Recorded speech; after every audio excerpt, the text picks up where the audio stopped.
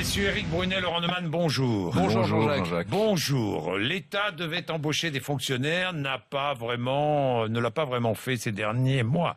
Et puis voilà qu'on nous annonce que l'État va embaucher effectivement, plus de 8000 fonctionnaires, notamment dans le domaine de la sécurité. Oui. 8300, c'est le solde positif. Oui, c'est le solde 8300 de plus que l'année dernière. Et je vais énerver tout de suite Éric Brunet, je vais vous dire, c'est pas assez. C'est pas assez, et je peux même vous expliquer pourquoi. La semaine dernière, j'ai écouté RMC. Et le midi, Éric Brunet, il a fait une émission formidable. Formidable. Pôle emploi.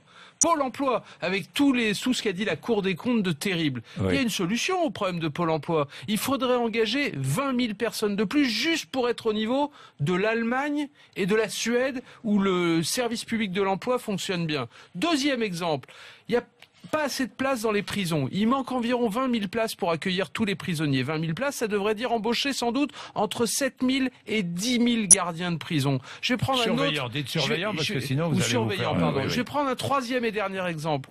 La justice. Vous savez le débat sur les peines de probation de Christiane Taubira. C'est la meilleure des mesures possibles, sauf qu'elle va s'avérer la pire parce qu'on n'aura pas les moyens de la mettre en place. Il manque 10 000 agents de probation et sans doute autant pour le suivi psychologique, la réinsertion. Voilà 3 exemples fondamentaux. Si on ne fait pas ces efforts-là, toutes les meilleures intentions du monde n'atteindront jamais leurs objectifs. Bon, Éric. Eh bien, il faudrait éviter d'élire Neumann président de la République. Parce qu'on ne serait pas dans la mouise. Il est évident que sur le papier, après tout, un fonctionnaire, c'est un chômeur en moins, donc on pourrait raisonner comme cela. Et ça peut être utile. Oui, et ça peut être utile, bien sûr. Oui. Le problème, c'est que quand même, nous sommes un des pays les plus administrés du monde. Et pourtant, Laurent Neumann a raison, quand on constate qu'il manque des infirmières à l'hôpital, quand on constate qu'à Pôle emploi, il n'y a pas assez de conseillers, on pourrait être tenté, comme le fait d'ailleurs en ce moment le gouvernement, avec l'armée, puisque la plupart des fonctionnaires qui vont être embauchés en cette année 2016, c'est au nom de la sécurité ou même des opérations extérieures, c'est pour l'armée et le ministère de l'Intérieur.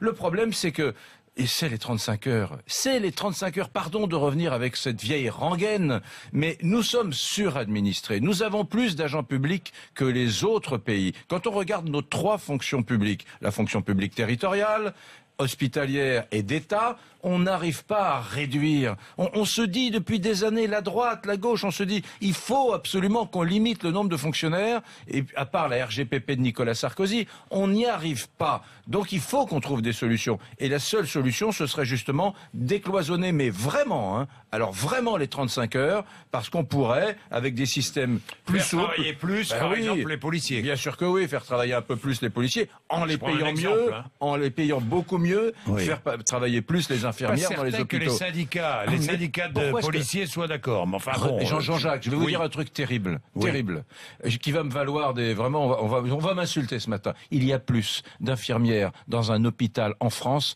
qu'en Allemagne. Pourtant, les Allemands ne se plaignent pas du manque d'infirmières. Pourquoi? Parce que nous avons une gestion de ce patrimoine humain inefficace à cause, en partie, des 35 heures qui ont tout désorganisé. Alors on a le sentiment qu'il n'y a pas assez de policiers dans les villes. Vous voulez faire travailler plus les fonctionnaires, les policiers? Et en les payant mieux, en les payant bien. Est-ce que les fonctionnaires sont d'accord? Il y a un argument, pas besoin d'embaucher en réalité. Il y a un argument, Éric, qu'on ne prend jamais en compte. Vous savez que depuis le début des années 2000, la France a gagné 6 millions d'habitants.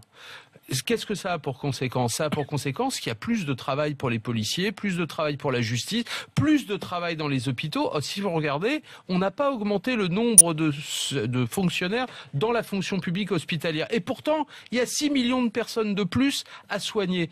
À l'inverse, vous preniez l'exemple de l'Allemagne. Vous savez qu'ils ont un problème démographique. Et donc, les gens qui arrivent dans les hôpitaux, ils sont moins nombreux. Et donc, effectivement, c'est plus facile.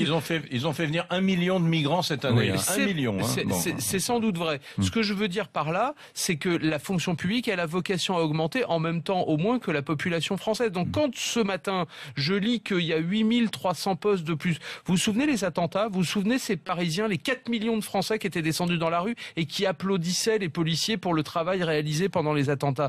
Tout le monde est d'accord pour dire qu'ils ne sont pas assez nombreux. Tout le monde est d'accord pour dire que le plan Vigipirate les oblige à travailler à flux tendu. Qu'est-ce qu'on fait? On les augmente ou pas? Alors moi j'entends tout ce qu'on dit. Oui, il y aurait sans doute des postes à supprimer. Par exemple, quand je vois qu'il y a 1 900 000 fonctionnaires dans les collectivités territoriales et que certains pourraient être des contrats de droit privé et qu'on continue à les embaucher comme des fonctionnaires, eh ben, faut être honnête, il faut dire oui, peut-être qu'il y a des choses à modifier. Mais les fonctions les plus importantes, police, justice, personne ne le fera. Jean-Jacques, personne ne le fera, mais que vous le vouliez ou non, nous sommes le pays le plus administré d'Europe. Il n'y a pas un pays en Europe où il y a autant de fonctionnaires que chez nous. Alors, au bout d'un moment, il faut se poser les bonnes questions. Arrêtons de raisonner comme le fait Laurent, en disant c'est vrai, il y a eu des attentats, on a besoin de policiers. Les autres font, et ils font bien, avec moins d'agents publics que nous. Donc on doit, nous aussi, y arriver. Bien, merci, 7h59.